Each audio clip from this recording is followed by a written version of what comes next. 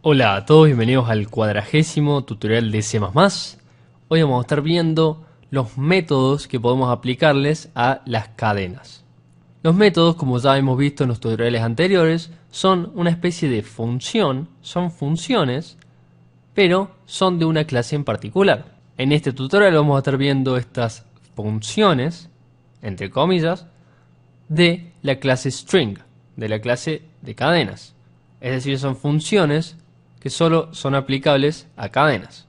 Y en la jerga de la programación se denominan métodos. Entonces, hoy simplemente les voy a mostrar cuáles son los principales métodos que vamos a estar utilizando para las cadenas y que nos pueden ser útiles para algún programa que vayamos a hacer. Como sabemos ya, vamos a definir una variable, un objeto de tipo string denominado cadena, y los métodos se aplican de la siguiente manera: se pone el nombre, el identificador tiene que ser un objeto de la clase string en este caso, y luego que ponemos un punto después de la cadena, colocamos el nombre del método. El primero que vamos a ver es el método length, con dos paréntesis al final, a donde pueden ir parámetros o no. En este caso no va ninguno. Y esto lo que nos va a devolver es la longitud de la cadena, es decir, la cantidad de caracteres que tiene en su secuencia. Luego el método size hace exactamente lo mismo que vimos recién. Con el método length nos devuelve el tamaño de la cadena. El método at, que lleva un parámetro de index. El index es el índice que vimos en el tutorial de cadenas, es decir, la posición que ocupa un cierto carácter, y esto lo que nos devuelve es el carácter at, que quiere decir en la posición que le pasemos como parámetro. Luego tenemos el método compare, el cual lleva como parámetro una segunda cadena con la cual se compara la primera, y esta nos va a devolver un número positivo, un número negativo o el 0, dependiendo si la cadena 1 es mayor que la 2 o viceversa, o si son iguales. Luego el método empty lo que nos va a devolver es simplemente si estamos hablando de una cadena vacía o no. Nos va a devolver verdadero o falso. Luego el método erase, el cual lleva dos parámetros. El primero es el índice y el segundo la cantidad de caracteres que queremos borrar. Es decir, vamos a borrar desde el índice tantos caracteres, n caracteres hacia adelante.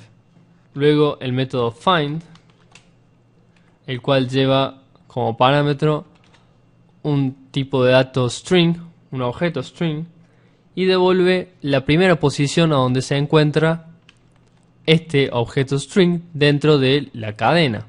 Además, si le agregamos un índice, lo que hace es empezar a buscar a partir de este índice. Si ponemos un número 5, por ejemplo, lo que va a hacer es agarrar la cadena, ir a la posición 5 y a partir de ahí en adelante buscar este objeto string dentro de la cadena cadena. Luego tenemos el método insert, el cual lleva como parámetro un índice y un objeto de tipo string, y simplemente lo que va a hacer es insertar la cadena string dentro de la cadena cadena en el índice que le pasamos como primer parámetro. Luego tenemos el método replace, que lleva tres parámetros: el índice, n y un objeto de tipo string, y lo que hace es reemplazar este objeto string a partir del índice int y borrando n caracteres de la cadena cadena.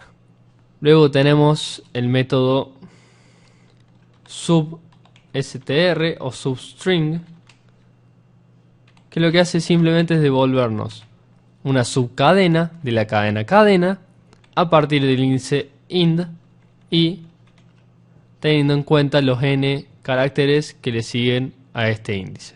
Lo que podemos hacer es colocando el nombre del identificador del objeto, en este caso cadena, y dos corchetes y un índice int, nos va a devolver el carácter en esa posición int de la cadena cadena.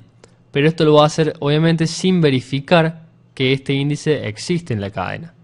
Es decir, si tenemos una cadena que almacena la palabra hola y queremos acceder al índice 10, evidentemente no vamos a recibir nada, ya que no existe ningún índice 10 dentro de la cadena hola.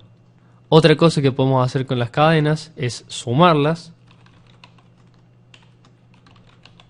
Lo que va a hacer esto es concatenar ambas cadenas, es decir, colocar una después de la otra.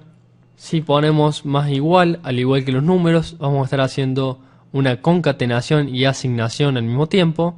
Y finalmente tenemos todos los operadores relacionales que tenemos con los números, como pueden ser el igual, el distinto de, el menor, el mayor, menor igual, mayor igual. Y esto lo que va a hacer es comparar ambos lados de la operación, ambas cadenas, según la tabla ASCII, que es una tabla donde se encuentran todos los caracteres posibles que podemos escribir en la computadora y se les asigna un número, un orden a estos caracteres para conformar una tabla que nos permita ordenar cadenas al igual que los números. Una cosa para tener en cuenta de la tabla ASCII es que el espacio vacío es más chico que los números, a su vez más chico que las mayúsculas y más chico que las minúsculas. Esto simplemente para tener en cuenta cuando estemos comparando cadenas.